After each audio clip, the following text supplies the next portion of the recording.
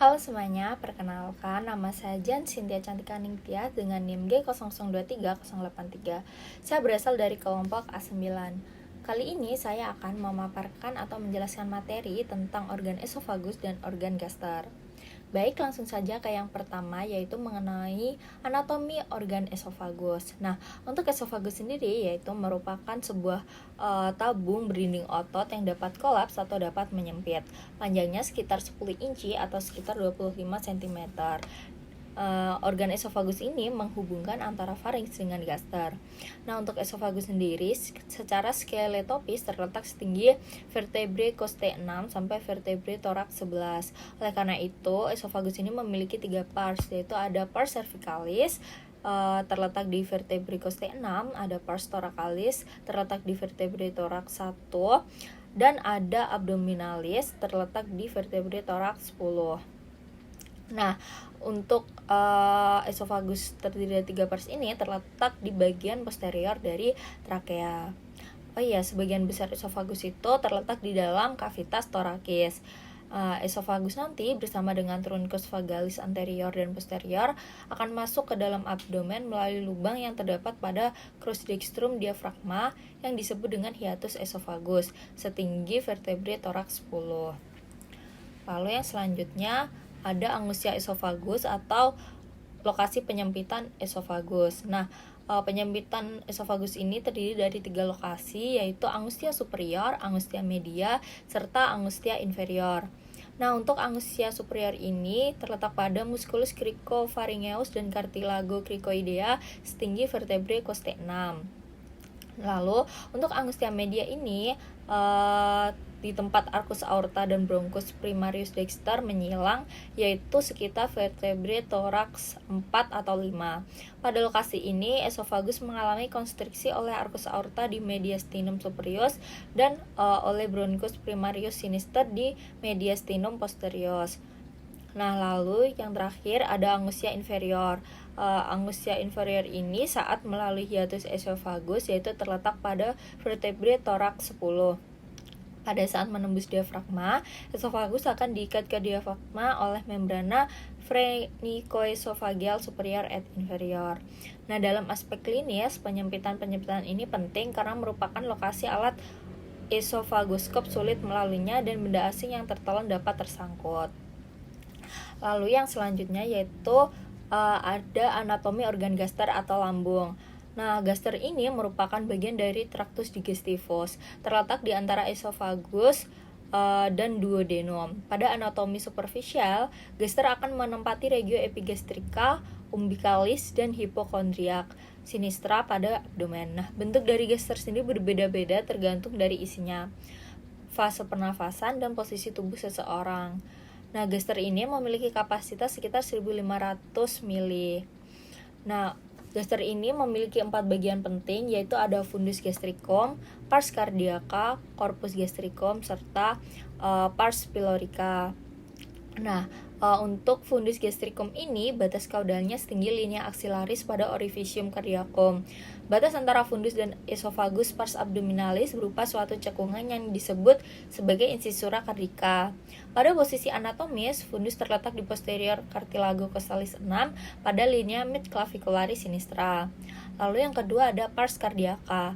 Nah, pars cardiaca ini adalah bagian yang mengelilingi orifisium cardiacum yang merupakan bagian superior gaster, tempat masuknya makanan dari esofagus di sebelah kranialnya. Lalu yang ketiga ada corpus gastricum. Nah, untuk corpus gastricum ini adalah mayoritas bagian dari gaster, terbentang dari orifisium cardiacum sampai incisura angularis, yaitu suatu lekukan yang selalu berada pada bagian kaudal dan curvatura minor. Lalu yang keempat ada pars pylorica. Nah, pars pylorica ini terbagi menjadi antrum dan canalis pyloricum.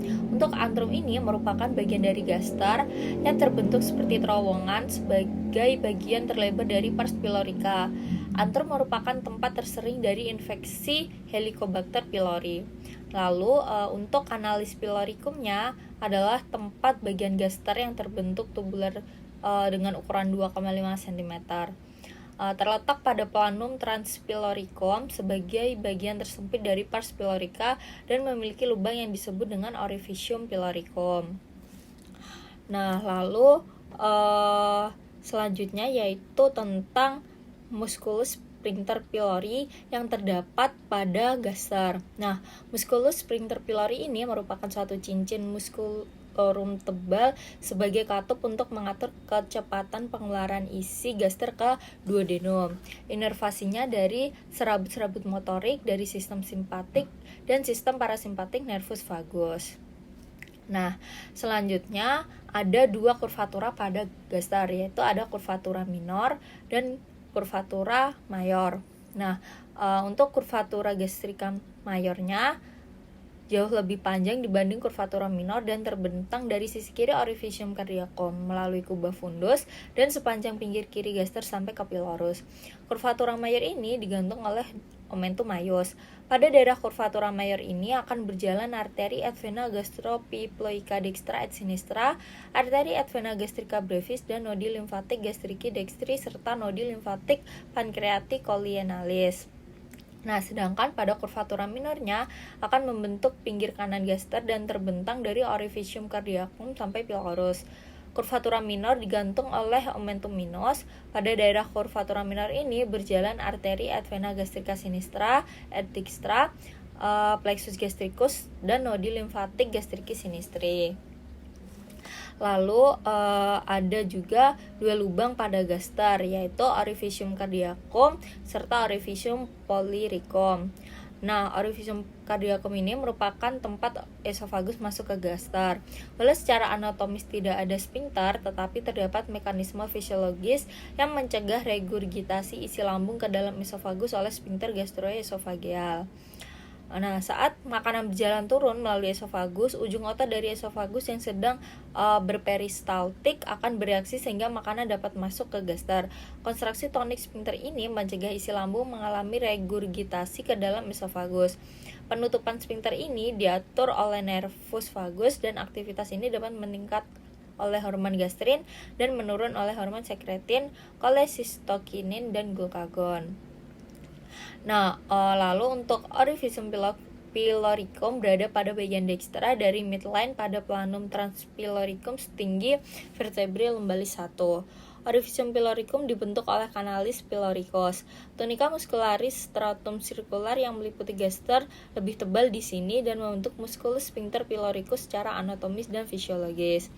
Nah, musculus sphincter pyloricus itu yang seperti saya jelaskan di awal tadi. Nah, lalu selanjutnya pada kurvatura gastrika mayor dan kurvatura gastrika minor terdapat omentum, yaitu pada gastrika mayor omentumnya maius, sedangkan pada gastrika minor omentumnya minus. Nah, pada omentum maius ini ada beberapa ligamen, yaitu ligamen gastrocollica, ligamen gastriprenica, ligamen gastrolienale, dan ligamen splenorenale. Sedangkan pada omentum minus itu ada ligamen hepatoduodenale serta ligamen gastrohepaticum. Baik, yang selanjutnya yaitu neurovaskularisasi organ esofagus. Nah, pada organ esofagus ini terdapat arteri, yaitu sepertiga superior ada ramus esophagealis dan aorta thyroidea inferior. Lalu pada sepertiga medianya ada aorta descendens thoracica, arteri bronchialis dextra et sinistra. Lalu pada sepertiga inferiornya ada aorta gastrica sinistra. Baik, selanjutnya pada venanya di sepertiga ada vena thyroidea inferior, di sepertiga medianya ada vena azygos, serta di sepertiga inferiornya ada vena gastrica sinistra. Lalu untuk inervasinya plexus esophagealis, parasimpatisnya itu ada nervus vagus, simpatisnya ada truncus sympathicus yaitu nervus planicus maius. Lalu untuk neurovaskularisasi gaster itu ada arteri gastrika sinistra sepertiga inferior esofagus dan bagian kanan atas gaster. Lalu ada arteri gastrika dextra bagian kanan bawah gaster, ada arteri gastrika brevis itu ada di fundus gastricum. Lalu arteri gastromentalis sinistra ada di gaster sepanjang bagian atas curvatura mayor.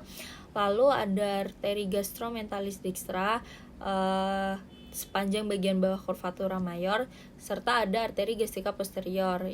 Arteri gastrika posterior ini tidak selalu ditemukan. Nah, lalu untuk venanya ada vena gastrica dextra et sinistra bermuara langsung ke vena portae hepatis. Lalu ada vena gastrica brevis dan vena gastromentalis sinistra bermuara ke vena lienalis. Lalu ada vena gastromentalis dextra bermuara ke dalam vena mesenterica superior. Nah, lalu untuk inervasinya parasimpatis di nervus vagus, simpatis ada di truncus sympathicus, di nervus planicus majus, serta plexus coliacus. Lalu ada juga di musculus sphincter pyloricus, mendapat impuls atau impuls inhibisi atau relaksasi dari nervus vagus tadi. Nah, sekian pemaparan materi organ esofagus dan gaster dari saya. Mohon maaf apabila ada kesalahan kata yang disengaja maupun tidak disengaja. Terima kasih sudah menonton.